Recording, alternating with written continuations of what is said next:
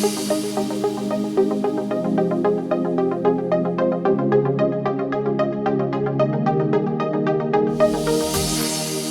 nombre es Adrián Durán, como os ha dicho Quique, y soy químico, ¿de acuerdo? Bien, y la primera pregunta que yo me planteo, o me plantearía si estuviese en vuestro lugar, es cómo un químico puede estudiar cosas de obras de arte, ¿no? ¿No os parece algo extraño?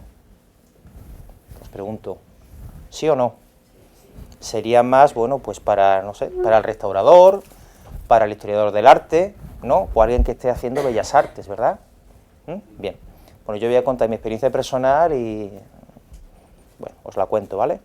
Para que se os quede. Bueno, yo acabé química en Sevilla, soy sevillano, y bueno, acabé la carrera de química, y entonces un día una antigua profesora que tenía, que me dio clase en cuarto de carrera, me dijo, mira Adrián, hay la posibilidad de que hagas una tesis doctoral en el estudio de obras de arte. Digo, bueno, vamos a ver, Adela se llama esta profesora. ¿Y qué voy a hacer yo? ¿Qué hace un químico estudiando obras de arte? ¿Qué es lo que puedo, no? Se pone, mira, hay un aspecto fundamental, que es el aspecto de estudio de, ¿el qué? De pigmentos y de los componentes que tiene esa obra, ¿no? De tal forma que si se quiere hacer una restauración de dicha pintura, de dicha escultura, pues se tiene que conocer los componentes por los que está formado, ¿no? Eso lo entendéis, ¿verdad? Sin saber, digamos, el componente primigenio que tiene la pintura, no podemos hacer una restauración adecuada de ese material, ¿vale? Bien, a partir de ahí hice mi tesis doctoral de obras de la escuela sevillana, eran obras de Murillo, que imagino que os sonará, el pintor Murillo, os suena, ¿verdad? Obras de Murillo, también obras de Martínez Montañés, un escultor, ¿lo conocéis? ¿Os suena? Martínez Montañés, quizás menos, ¿verdad? Bien, y algunas pinturas murales, ¿vale? Después de hacer la tesis doctoral en Sevilla, pues me estuve 2 años de estancia postdoctoral en el Louvre. En el Louvre lo conoceréis, el museo, ¿verdad? Pues allí en el Museo del Louvre hay unos laboratorios que están justamente en los sótanos del museo, ¿vale? En esos sótanos pues estudian las obras de arte que van a restaurarse, ¿de acuerdo? Bien. Bien, ¿qué es lo que quiero dar con esta pequeña charlita? Esta pequeña charlita pues va a durar aproximadamente 10 minutos, ¿eh? Os voy a enseñar las técnicas principales que se usan para el estudio de obras de arte, ¿vale? Dentro de los tipos de obras de arte que se pueden estudiar, se engloban todas las obras de arte que podéis imaginar. Fijaos, aquí tenéis un lienzo, es un lienzo de Murillo, en este caso tenéis una revisión con luz ultravioleta, que ahora explicaré, tenéis órganos que tenéis en las iglesias, que es un material metálico, tenéis una escultura hecha en madera, esto es una fotografía ampliada de la cara. Bien, y después explicaré lo que es esto. Esto es una pieza extraída de un lienzo, ¿vale? Fijaos que tiene diferentes estratos, como veis. Esos diferentes estratos corresponden a diferentes capas de color que el autor fue depositando simultáneamente una encima de otra para adquirir el tono final de color, ¿de acuerdo? Bien. ¿Cómo se estudian las obras de arte? Primer tipo de estudio que se hace, pues es un estudio no destructivo. Es decir, yo llevo mi obra completa, ya sea una escultura, ya sea un lienzo, etcétera, ¿no? Y le aplico un análisis radiográfico, una radiografía, como la que se hace cuando vais al médico, sin más, ¿vale? Bien, ¿qué es lo que podemos observar? Fijaos, aquí tenéis, esta obra es La Cieguecita de Martínez Montañés. Esta obra se expone al culto en la Catedral de Sevilla, ¿de acuerdo? Bien. Pues ha hecho un estudio radiográfico, fijaos, esta es la zona de la cara y aquí tenéis la zona del tronco. ¿Qué se puede distinguir? Pues fijaos, tenéis esto, por ejemplo, diferentes puntillas o diferentes zonas más blanquecinas. Aquí tenéis, fijaos, un clavo, ¿lo veis claramente? Bien, esas zonas más blanquecinas corresponden a elementos metálicos. Elementos metálicos que utilizaban, ¿para qué? Pues en este caso para unir lo que eran las manos al resto de la escultura. Y en este caso son pernos metálicos ¿de qué? Pues de algún ropaje con los que se puede vestir a la Virgen. ¿De acuerdo? Bien. Fijaos que también se puede distinguir en el caso del rostro, fijaos que hay zonas más claras y más oscuras. Esas zonas claras que tenéis ahí corresponden a pigmentos que tienen un peso, que en su composición tienen elementos de peso atómico elevado, como puede ser el plomo, ¿de acuerdo? Ahora vamos a sintetizar en el laboratorio un pigmento que se empleaba muchísimo, que era el carbonato de plomo, también llamado cerusita, ¿vale? Vamos a sintetizar en el laboratorio. De tal forma que la cara posiblemente está hecha de ese carbonato de plomo, que es un pigmento de color blanco, y posiblemente le adicionasen también algún pigmento rojizo, para dar al final ese tono rosáceo, ¿de acuerdo?, que tienen las caras normalmente, ¿vale? Bien. Fijaos, también tenemos una zona, fijaos que la zona del tronco y parte de la zona de la cabeza están en color negro. Eso corresponde a un vaciado de la madera.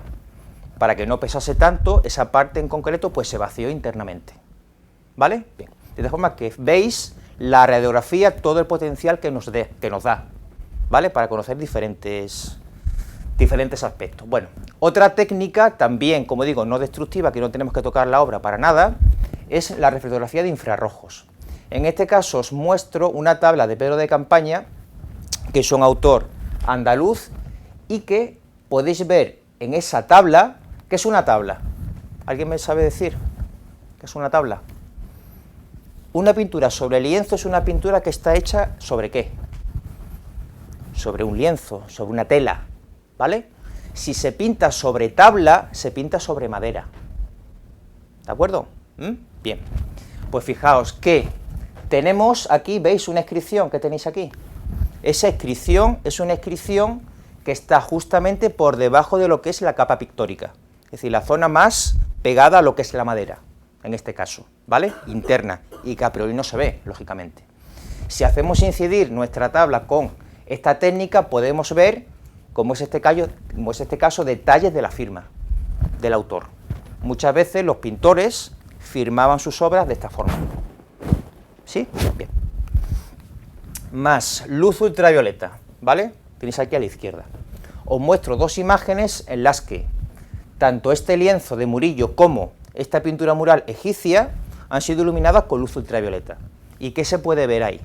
Pues se puede ver, fijaos, que las zonas que adquieren un tono más amarillento son zonas que de alguna forma han sido sometidas a un proceso o a un tratamiento con algo resinoso, con un barniz, por ejemplo. Ese barniz provoca que al aplicar luz ultravioleta dé ese reflejo amarillento, como veis aquí, ¿de acuerdo? Esta zona del manto que tiene la Virgen, ¿veis?, que se ve claramente, es una zona a la que se le ha quitado el barniz. De hecho, después, consultando con los restauradores, nos dijeron que esta zona había sido limpiada del barniz, ¿de acuerdo? Bien. Fijaos ahora, fotografía técnica. La fotografía técnica nos sirve también para determinar, fijaos, estos puntos que tenéis aquí, esto es una escultura también de Martínez Montañés, una escultura de San Pascual Bailón. Fijaos que tenéis diferentes cuadros, ¿los veis? Esos cuadros corresponden a testigos de limpieza que los restauradores utilizan. Es decir, para quitarle la suciedad superficial, los restauradores van probando diferentes concentraciones de los diferentes disolventes, ¿vale? Y la van aplicando poco a poco, para ver el grado de limpieza que se obtiene, ¿de acuerdo? Así que van cogiendo zona determinada, en este caso de la escultura, fijaos que a la izquierda está más limpio que a la derecha, ¿lo veis? Bien. También se pueden ver, con fotografía técnica, por las diferentes craqueluras, ¿vale?, característico de ¿qué? De la polimerización de ese barniz superficial que tiene, ¿vale?, la superficie en este caso de la escultura. Bien. También es importante, estamos de momento viendo técnicas en las que no hay que tocar la muestra, o sea, lo que no hay que tocar la obra de arte para nada. Fijaos, un estudio del color. En este caso muestro dos pinturas murales. Pintura mural quiere decir pintura sobre un muro, sobre un mortero, ¿vale?, sobre una pared. Fijaos que aquí tenéis dos restos de pinturas murales, en este caso sacado de excavaciones arqueológicas de Sevilla, del Alcázar de Sevilla. Tenéis una pintura mural árabe del siglo XI-XII y una pintura mural romana del siglo I a.C., ¿vale? Bien. Fijaos que podemos hacer una medida del color, que se llama medida física del color, mediante ciertos parámetros, en la escala Cielab. La escala Cielab nos permite distinguir o discriminar cada color por 3 variables, L, A y B. El L va a indicar la luminosidad, el A va a indicar si tenemos tonos rojizos o verdosos, A positivos, rojo, A negativos, verdes, B positivos, nos vamos a tonos amarillos, B negativos, tonos azules, ¿vale? De tal forma que podemos distinguir simplemente con esta medida, fijaos que vamos a tener características diferentes de ese color. Eso nos puede dar una idea, sin hacer otro análisis, del tipo de pigmento que se ha empleado y diferenciar pues lo que utilizaban los árabes y lo que utilizaban los romanos. ¿De acuerdo? ¿Sí? Vale. Bueno, vamos ahora a tomar muestras. De momento lo que hemos hecho es, tenemos nuestra obra al completo y la estudiamos con esas técnicas que hemos visto. Bien, ahora, en el momento de que va a restaurarse una obra, hombre, lógicamente si hay un cuadro expuesto, una escultura expuesta, no vamos a ir, vamos a coger una pequeña muestra. No tiene sentido, ¿no? Es a la hora de restaurar esa muestra, ¿no? Cuando podemos tomar una pequeña muestra. Bien, esa pequeña muestra, que ahora os mostraré una, ¿qué le hacemos? Pues la sometemos a una serie de ensayos. Primer ensayo es hacerle una foto. Para hacer una foto, lo primero que tenemos que hacer es un corte estratigráfico de esa pequeña muestra que hemos cogido de la obra. Ese corte estratigráfico transversal, ¿qué nos va a permitir ver? Pues nos permite ver desde la capa más interna, la que pega al lienzo o a la tabla, en el caso de una obra sobre lienzo o sobre tabla. Tenemos también capas de preparaciones, a veces intermedias, y a veces, como última capa, tenemos un barniz, el barniz protector. Aquí tenemos dos estratigrafías, que así se llaman, en este caso de dos lienzos de Murillo. En este caso, fijaos que tenemos un pigmento de color rojo y finalmente tenemos una capa de barniz. En este caso, pues tenéis una capa de color verdoso y otra capa de color azulada, ¿vale? Es posible que así se pueda distinguir el qué. Imaginaos que ha habido un arrepentimiento, o que ha habido un repinte posterior. Pues se puede ver muy bien cómo esta última pintura se ha aplicado después de esta, lógicamente, ¿no? Es decir, que si ha habido una restauración, si ha habido un repinte posterior, incluso si ha habido falsificaciones, se pueden discriminar de esta forma, ¿vale? Bien. Fijaos, aquí tenéis dos fotografías, en este caso de unos libros, unos manuscritos árabes de la abadía de Sacromonte, en Granada. Y podemos distinguir simplemente morfológicamente el tipo de componente que tiene esas fibras de papel, ¿vale? De ese manuscrito. Normalmente los manuscritos se hacían en lino o en algodón. Fijaos que en este caso son fibras de lino por su, como digo, morfología. Aquí tenéis, en este caso, un corte transversal de madera de cedro. Madera de cedro que se puede utilizar ¿para qué? Para hacer esculturas en madera policromada, ¿vale? Bien. Bien, pasamos ya a un nivel superior, es decir, hemos visto microscopía óptica, ¿vale? Que podemos llegar a ver, digamos, lo que es nuestro material, nuestra pequeña muestra a cierta escala. Pero si queremos profundizar y si queremos tener más aumentos o queremos verla con más detalle, tenemos que recurrir a microscopía electrónica de barrido. Fijaos, microscopio óptico. ¿Hasta dónde podemos alcanzar? Pues aproximadamente a una micra. Una micra, ¿que sería cuánto? Micra, 10⁻⁻⁶, ¿no? ¿Sí? Vale. Ahora, si nos vamos con microscopio electrónico, fijaos que podemos llegar casi hasta el Armstrong, hasta 10⁻⁻10 metros. ¿De acuerdo? Bien. Diferencia principal, nosotros en el microscopio óptico estamos viendo con luz visible. Con el electrónico hacemos incidir a la muestra con electrones. ¿De acuerdo? Bien. De tal forma que no vamos a ver colores en este caso. En este caso vamos a tener esta imagen o esta otra, si queréis, ¿vale?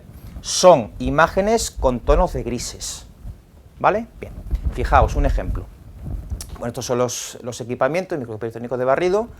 Aquí tenemos una estratigrafía sacada de una cerámica de la Robbia, que era una familia de ceramistas italianos, y ahora tenemos el detalle de una parte de esa estratigrafía, de esa obra en cerámica. Bueno, se han hecho una serie de estudios para saber cuáles eran los componentes justamente de esta cerámica de color verdoso. No voy a explicar cómo se hace la cerámica, ¿vale? Bien. Aquí tenéis también un detalle de una iglesia románica de un pueblo de Burgos, una iglesia románica que en su fachada estaba deteriorada por muchos microorganismos que se pueden observar a este nivel de detalle, ¿vale? Así que tenéis visiones de granos de polen, de hifas de hongo, etcétera, etcétera. Bien. También, aparte de darnos la morfología, el microscopio electrónico también nos permite hacer análisis. De momento no estamos analizando nada, de forma química, vamos a llamarlo así, ¿vale? Mediante esta técnica sí nos permite, ¿vale?, determinar la composición elemental de esa pequeña muestra que hemos cogido de la obra, ¿vale? Bien, es decir, que nuestros electrones, la del microscopio, inciden en la muestra y esa muestra responde.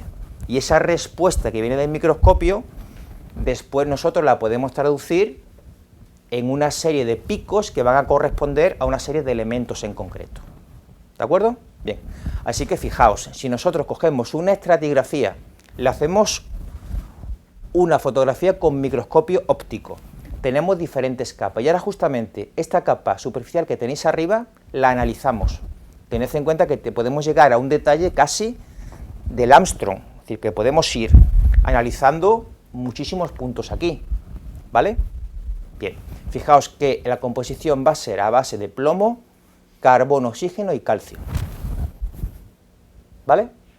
Bien, de hecho, esta capa está formada por un carbonato de plomo y también por un carbonato de calcio, ¿vale? Bien. También tenemos otras técnicas que también nos permiten discriminar el tipo de material de que está formada la obra. En el caso de difracción de rayos X, este es el aparataje que se emplea, y normalmente digo, para analizar una muestra por difracción de rayos X, tenemos que moler la muestra, ¿vale? Bien, de tal forma que puede ser, por así decirlo, un análisis destructivo. Fijaos que cada uno de los picos que nos salen aquí van a corresponder a diferentes fases. En este caso van a ser fases de tipo cristalino, ¿vale? Bien, tened en cuenta una cosa, nosotros, eso lo vamos a ver en el laboratorio, el pintor, por ejemplo, cuando hacía una obra, ¿qué hacía? Tenía que mezclar lo que era el pigmento, imaginaos un pigmento de tipo inorgánico, un óxido, un carbonato, etcétera, tenía que mezclarlo con un aglutinante. Ese aglutinante podía ser aceite de linaza, por ejemplo, podían ser colas, podían ser un aglutinante, un compuesto de tipo orgánico. ¿De acuerdo? Bien. Normalmente, ¿vale?, los compuestos que por difracción de rayos X podemos discriminar, podemos distinguir, van a ser los compuestos inorgánicos, aunque también hay compuestos orgánicos que también son cristalinos. Cristalino quiere decir que tienen orden a largo alcance, ¿vale? Bien. Vale, y por último, os quiero mostrar técnicas analíticas no destructivas. Bien, estas son técnicas que se venían desarrollando en los últimos 5 años precisamente en el Museo del Louvre. ¿Vale? ¿Qué pretendían estas técnicas? Pues estas técnicas iban un poco más allá de las técnicas tradicionales, es decir, se pretendía con aparatos portátiles y sin tener que tomar muestra de la obra, poder tener una caracterización química de la obra, ¿vale? O sea que nosotros nos podíamos ir directamente a la Gioconda, si queréis, ¿vale?, y analizarla, hacer su composición, sin tener que tomar muestra de ella. Bien. Estos equipos lo que te permiten es hacer un análisis elemental, es decir, ver los elementos de los que están compuesta la obra en diferentes partes y también ver su estructura. Bien. Aquí tenéis muchos ejemplos, no voy a explicar mucho más, una cerámica de la Robbia, tenéis también una pintura mural egipcia, tenéis una obra también de Leonardo, la Belle Ferronnier, tenéis la Chambre Arles, que yo imagino que este cuadro sonará, ¿no?, de Van Gogh. ¿Suena ese cuadro o no? Sí, ¿no? Vale. Que están en el Museo d'Orsay. Tenéis también un Corán del siglo XV, ¿vale? Y tenéis también, pues, la patrona de dos hermanas, Santana, también analizada por esas técnicas portátiles. Bien. Ahora os quiero mostrar, nada, en 5 minutos, varios ejemplos de aplicación. Un ejemplo de aplicación, pues, es un estudio que hicimos sobre, eran una serie de manuscritos que estaban, o se databan entre el siglo XIV y el siglo XV, en Granada, como sabéis, la conquista de Granada fue en el año 1492, ¿verdad? Bien, es decir, que una zona de transición entre dominio musulmán, dominio cristiano, ¿verdad? Bien, así que tenemos una serie de documentos, ¿vale?, que no sabemos si eran o si se habían elaborado por cristianos o por musulmanes, ¿vale? Bien, sabíamos que normalmente los árabes utilizaban papel de lino y los cristianos papel de algodón, ¿vale? Así que analizamos precisamente esos diferentes manuscritos, como veis aquí. Y se veía el qué, aparte, lógicamente, si estaba escrito en árabe o si no, ¿no? También podíais ver el qué. Se podía ver que había una mezcla cultural, es decir, que en los componentes normalmente eran de lino, pero también había mezclas de lino con algodón para fabricar lo que era el manuscrito. ¿De acuerdo? O sea, que había un intercambio cultural entre, digamos, Oriente y Occidente, o entre árabes y cristianos. ¿De acuerdo? Bien. Tenéis aquí otro ejemplo, en este caso, de una casa romana, casa del Misterio, en Mérida, en la que, ¿qué se puede ver? Pues tenéis diferentes canales de agua, y se puede ver que en la construcción de los morteros que canalizaban el agua, ¿vale?, teníamos trocitos de cerámica. Esos trocitos de cerámica permite que aguante mucho más, que sea mucho más resistente precisamente a eso, al paso del agua por un canal. Eso se sigue utilizando hoy en día. O sea, al mortero, que suele ser de cal y de arena, se le añaden pequeños trozos de cerámica y se consigue mayor resistencia al agua. ¿Vale? Bien. Otro ejemplo, en este caso, una falsificación. Teníamos un documento, este documento, ¿vale? Esto es un espectrómetro Raman, ¿vale? Otra técnica. Este documento, en principio, se fechó en el siglo XIII-XIV, aproximadamente. Aparecieron en Turquía esos documentos. Bien, nosotros hicimos un análisis de la composición de esos pigmentos. ¿Y qué obtuvimos? Pues obtuvimos que la composición estaba hecha a base de compuestos, en este caso monoazopigmentos, por ejemplo, que habían sido fabricados a partir del siglo XVIII-XIX, de tal forma que, lógicamente, era una falsificación, no podía datarse en el siglo XIV. ¿De acuerdo? Y por último, uno de los últimos trabajos que hemos hecho, que corresponden a unas pinturas prehistóricas. Unas pinturas prehistóricas en el sur de Francia, ¿vale?, en las que veis, pues, bisontes, por ejemplo, veis, también mamuts, también tenéis aquí cabras, ¿vale? Entonces, pues analizamos también, mediante este equipo portátil, pues la composición de esos pigmentos. Composición que estaban hechas a base de ¿qué? Normalmente de óxidos de hierro y de óxidos de manganeso. ¿De acuerdo? ¿Sí? Bien. Pues hasta aquí la charlita que os quería dar, y ahora, sois 29 contadores, no 30, sois 30, vale. Vamos a hacer grupos de 2 o 3 personas, ¿de acuerdo? Que todo el mundo se ponga bata, también todos tenéis gafas en el laboratorio, y todo el mundo también con guantes. Voy a ir pasando 3 botecitos, ¿vale? Uno de los botecitos contiene estratigrafías, de las que os he mostrado antes, es decir, esas, digamos, esas muestras en las que se ve las diferentes capas que forman una pintura, ¿de acuerdo? La podéis observar, ¿de acuerdo? En este caso son pinturas murales del patio de bandera, son pinturas árabes y romanas. También podéis observar diferentes cortes estratigráficos de 2 tipos de madera, ¿vale? En este caso roble y cedro, ¿vale? Bien, entonces las voy pasando, al final me las dais. Bien, como digo, mientras voy explicando lo que vamos a hacer. Bueno, no creo que haga falta que toméis apuntes, ¿vale? Os tengo aquí, bueno. Vamos a ver, vamos a hacer una serie de... Vamos a dividir lo que es la sesión en 2 partes. Primera parte, va a ser identificación de diferentes pigmentos o aglutinantes. Identificación. Y segunda parte, o segundo tipo de práctica, que va a ser la síntesis en sí de pigmentos. ¿De acuerdo? Bien. En ese sentido, vamos a ir por orden, ¿vale? Primero, fijaos, esto también va a rular por ahí, ¿vale? Tenemos aquí una plaquita de cobre, 2 plaquitas de cobre, ¿las veis? ¿Vale? Bien. El cobre que tiene un color, ¿qué color tiene el cobre? Todo el mundo ha visto un cable de cobre, ¿no? ¿O no? Vale. Color rojizo, ¿no? ¿Vale? Bien. Voy a hacer lo siguiente. Lo introduzco en una placa y le voy a añadir vinagre. ¿Has harinado vinagre? ¿Sí? Vale.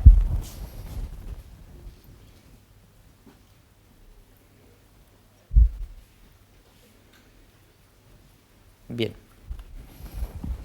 Y ahora tapo y me lo llevo a la estufa durante un mes a 60 grados centígrados. ¿Vale? Y lo que obtengo es lo que tengo aquí.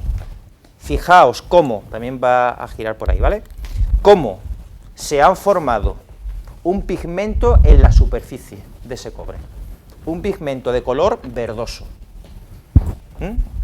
Ese pigmento corresponde a un hidroxiacetato de cobre. ¿De acuerdo? Bien. En muchas esculturas de bronce, ¿el bronce por qué está compuesto? ¿Alguien lo sabe? Una escultura de bronce, ¿qué composición tiene? Cobre y zinc. Eso es latón. Cobre estaño. Cobre estaño, ¿vale? En muchas esculturas de bronce se da ese color verdoso, ¿vale? Justamente como el que tenéis ahí. ¿De acuerdo? Debido a la contaminación ambiental, etcétera, se pueden dar justamente este pigmento de aquí. ¿De acuerdo? Así que una forma fácil, sencilla de fabricar un pigmento. ¿Sí? Vale. Vamos a hacer ahora la identificación de aglutinantes. Os he comentado antes que normalmente para la pintura sobre lienzo se utilizan o aglutinantes proteicos, lo que son colas, o se utilizan aglutinantes oleosos, como son aceites, resinas, etc. ¿De acuerdo? Bien. Vamos a hacer lo siguiente. Tengo aquí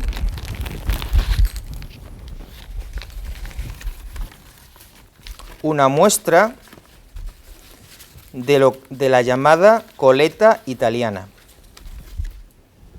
que son trocitos de este tipo. Es decir, los pintores a la hora de pintar, ¿vale?, utilizaban este tipo de material como aglutinante, como digo, ¿vale? ¿De dónde sacaban las coletas o las colas? Pues de las pieles de los animales, normalmente. Tenemos cola de hueso, cola de conejo, etcétera, etcétera. ¿Vale? Bien. Normalmente, una cola, que es lo que vamos a ver,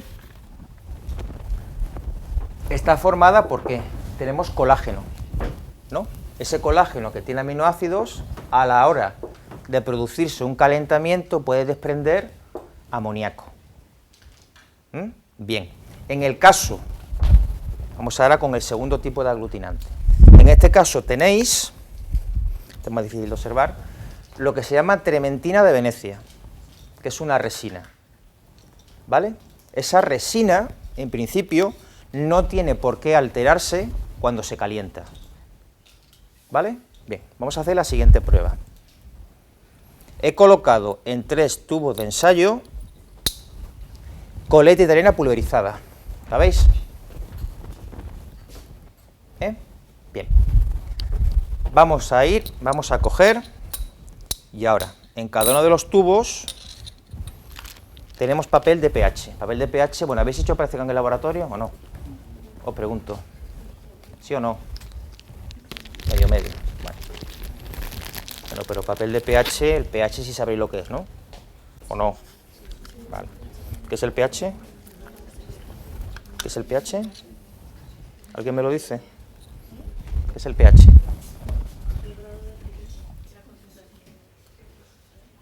Sí. ¿Se relaciona con la rotabilidad? Bueno, vamos a hacer lo siguiente, ¿vale? Cojo, espero que salga. Cojo papel de pH, ¿de acuerdo? Bien. Y ese papel de pH voy a coger varios trocitos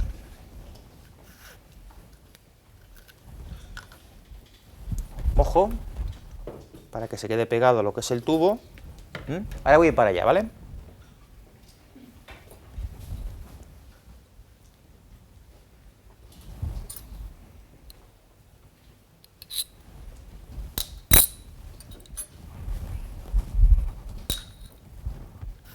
Hacer otra prueba, otra práctica. En este caso vais a hacer la número 3. Fijaos, vamos a detectar si tenemos carbonato cálcico o no. Tenéis cada grupo un vasito en el que tenéis carbonato de calcio, ¿verdad?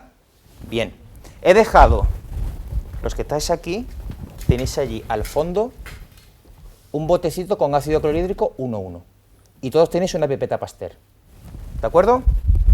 Los que estáis aquí, tenéis aquí en este lado de la mesa tenéis un tubito, perdón, tenéis un botecito con ácido clorhídrico.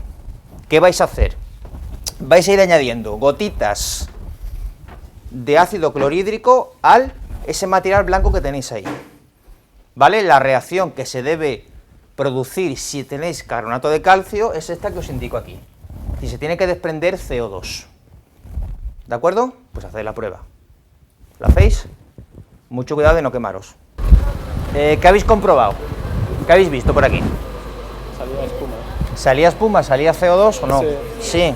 Entonces, ¿qué se puede decir? ¿Que tenía carbonato cálcico o no? Sí. ¿Sí? ¿Podemos decir que sí? ¿Sí? Vale. Por aquí, ¿qué habéis comprobado? ¿Que sí hay carbonato calcio? Vale. Por aquí, ¿la habéis echado? ¿La habéis añadido? ¿Sí? ¿Y qué creéis que pasa? ¿Tenéis carbonato de calcio o no? ¿Sí o no? La reacción la tenéis ahí, la reacción la tienes ahí, la reacción la tienes ahí. ¿Vale? Vamos a ver, bueno. ¿Me escucháis? ¿Qué habéis comprobado? Habéis comprobado la reacción número 3. La número 3. Que no es más que la reacción del ácido clorhídrico con el carbonato de calcio. ¿Qué se desprende? Se desprende CO2 gas. ¿Vale? Bien. ¿Por qué hemos hecho esta reacción? Por lo siguiente. Normalmente para hacer lo que es un mortero, ¿sabéis lo que es un mortero? ¿Qué es un mortero?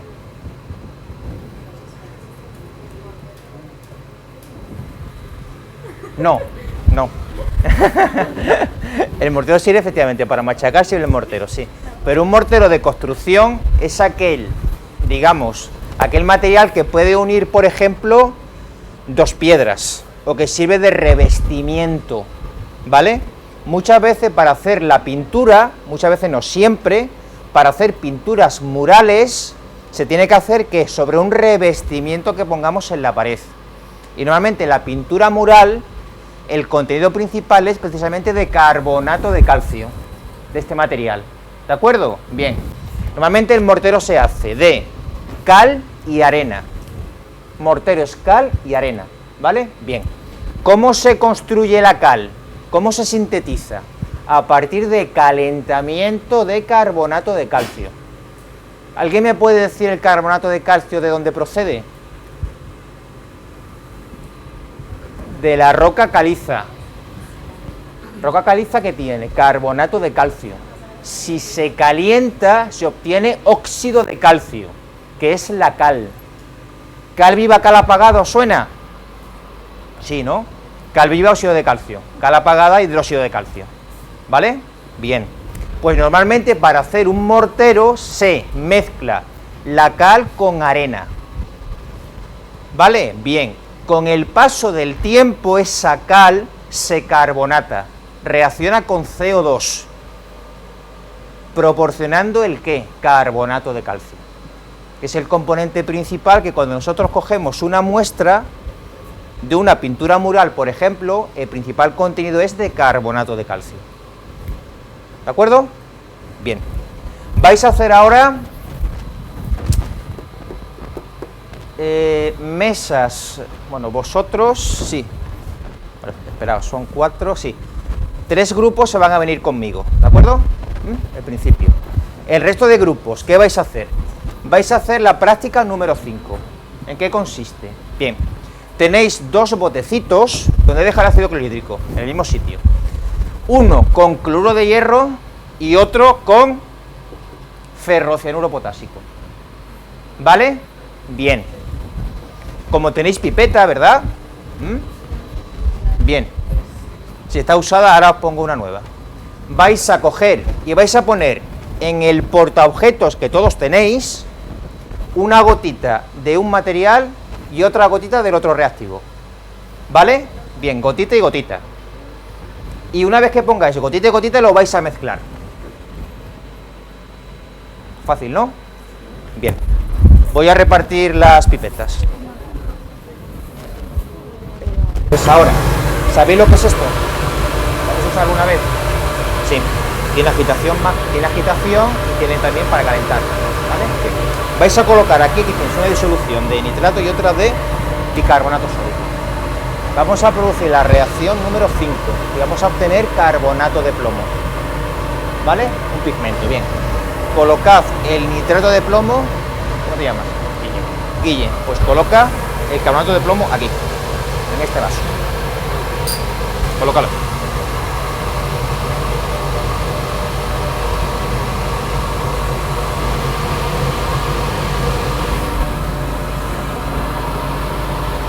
Échalo entero. Bien.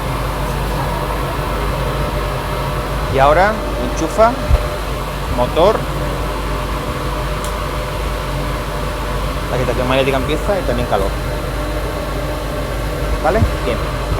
¿Cómo te llamas? Yo. Sí. Ainzane. Ainzane.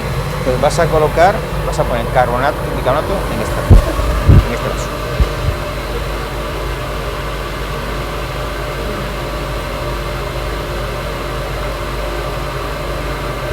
Bien. Calentar un poco. Al revés, para acá. Eso es. Ponlo en el 2, 3. Eso es. ¿Vale? Cuando pasen 10 minutos venís para acá. Vamos a hacer la mezcla. Vamos a hacer la reacción. ¿Vale? Bien. Fijaos, aquí tenemos lo que es la cola. ¿Vale? Un aglutinante proteínico. ¿Vale? Vamos a calentarlo. Vamos a calentar la llama y fijaos.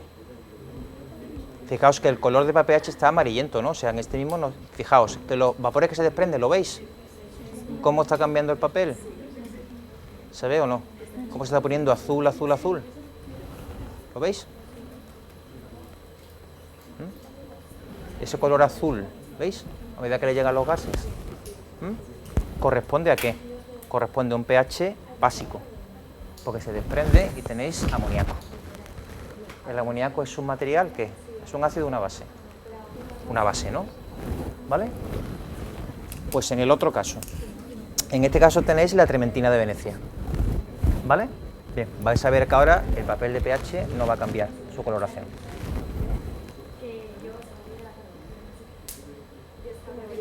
Calentamos. Ya se están desprendiendo algunos gases. Ahora ya se desprenden gases, ¿veis? Entonces fijaos que cuando llegue, que ya está llegando, ya está llegando, ya está llegando, pues el papel apenas cambia. ¿Lo veis? ¿Cómo no cambia el papel de coloración? Así que así se puede comprobar fácilmente que este se trata de un aglutinante proteínico y este no, por cambio de pH. ¿Sí? Vale. Siche. Bien, vas a hacer lo siguiente. Tenemos disolución de nitrato de plomo, bicarbonato sódico. ¿Qué vas a hacer? Vas a volcar con los guantes, no te quemes, vas a volcar esta disolución en esta otra, lentamente, lentamente.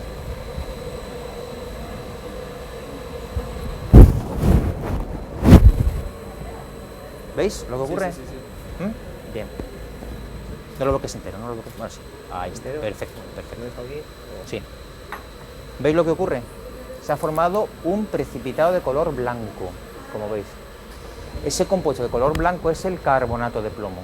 Y además que se está desprendiendo, como veis en la reacción. CO2.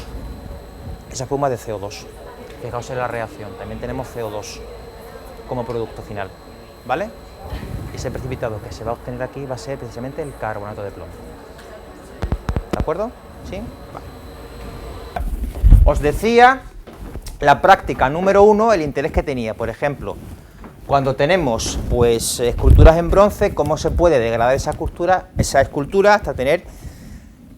Alguien ha roto esto, me da igual, ¿vale? Hasta tener esa coloración verdosa, ¿de acuerdo? Bien. En la práctica número 2 vemos cómo podemos distinguir entre un aglutinante proteínico y un aglutinante resinoso, por el cambio en el papel de pH, ¿no? Se forma ese cambio, tenemos, en el caso de una cola animal, tenemos aminoácidos, se desprende NH3, tenemos un pH final básico, ¿vale? En el número 3 os he explicado un poco cómo se hace un mortero a base de cal y de arena, de tal forma que podemos distinguir si tenemos carbonato de calcio o no, ¿vale? En una muestra. Bien. Hemos hecho el número 4 en vitrina, de tal forma que obtenemos el carbonato de plomo. El carbonato de plomo es sin duda el pigmento que más se ha utilizado en la antigüedad, sin duda alguna.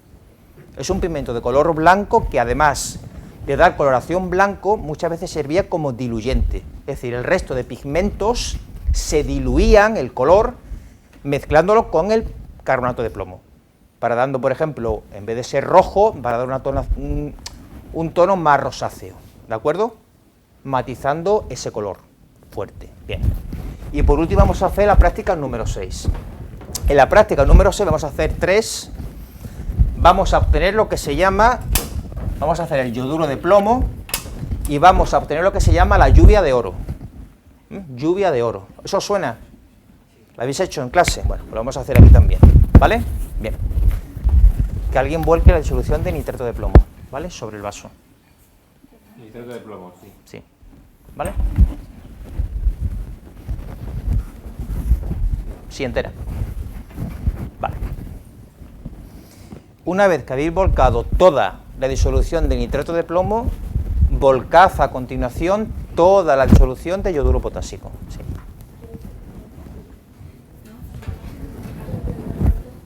Muy lentamente, ¿eh? Muy lentamente, muy lentamente. Fijaos lo que ocurre, muy lentamente. Despacito, para que se vea bien. ¿Veis lo que se va formando? Por aquí, ¿veis? Ese color amarillento, ¿vale? Bien.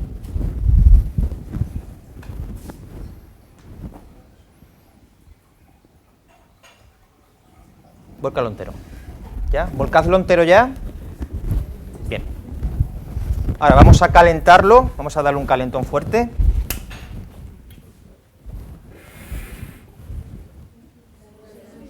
Bien.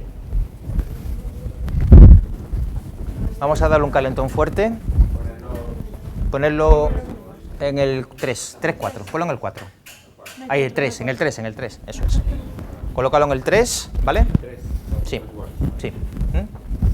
Dale un calentón fuertecito. Bien. Y vamos a esperar un poco, ¿de acuerdo? Bien. Que se disuelva la mayor parte de ese precipitado.